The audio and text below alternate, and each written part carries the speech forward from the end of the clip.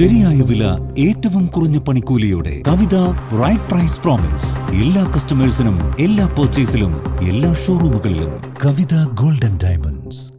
ക്ഷേമ പെൻഷൻ വാങ്ങിക്കുന്നവരെ അധിക്ഷേപിക്കുന്നവർക്കെതിരെ പെൻഷൻ ഔദാര്യമല്ല എന്ന തലക്കെട്ടിൽ KSKTU അങ്ങാടിപ്പുറം ഈസ്റ്റ് വെസ്റ്റ് കമ്മിറ്റികൾ സംയുക്തമായി ആത്മാഭിമാന സംഗമം സംഘടിപ്പിച്ചു.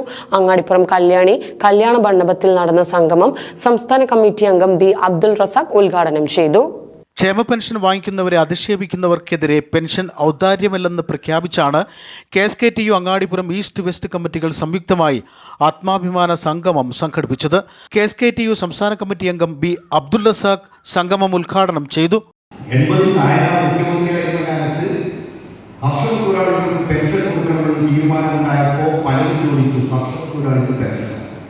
ഈ പാടത്തും പറമ്പൂരും പണിയെടുക്കുന്ന ഈ തൊഴിലാളികൾക്കാണ് പെൻഷൻ, അവരാണ് പെൻഷൻ വാങ്ങേണ്ടത്, സർക്കാർ ജീവനക്കാരനെ പെൻഷൻ വാങ്ങേണ്ടത് എന്ന് മാത്രമല്ല. നേരത്തെ സോമന പ്രസംഗത്തിൽ ഞാൻ കേട്ടു, അപ്പം ഞങ്ങൾ കേട്ടു, അദ്ദേഹം കേട്ടു.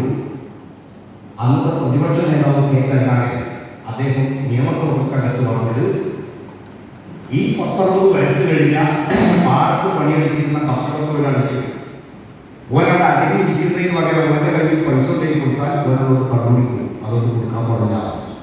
പക്ഷെ കേരളത്തിലെ മുഖ്യമന്ത്രി E.K. നായനാർ അന്ന് നിയമസഭാ തലത്തിൽ പ്രസംഗം നടത്തി.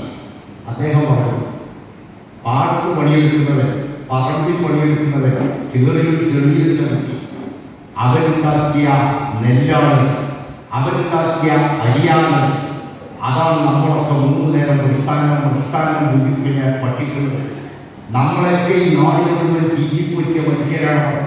അവർ ആരോഗ്യമുള്ള കാലത്ത് അവരധ്വാനിച്ചതുകൊണ്ടാണ് ഈ നാട് പട്ടിണി കിടക്കാതെ പോയത്. അതുകൊണ്ട് പെൻഷൻ കിട്ടാൻ ഏറ്റവും അർഹതപ്പെട്ടത് നാട്ടിലെ പാടത്തും പറമ്പിലും പണിയെടുക്കുന്ന കർഷക തൊഴിലാളികളാണ്. ഞാൻ കൊടുക്കുന്നു. KSKTU ജില്ലാ കമ്മിറ്റി അംഗം KT നാരായണൻ അധ്യക്ഷത വഹിച്ചു.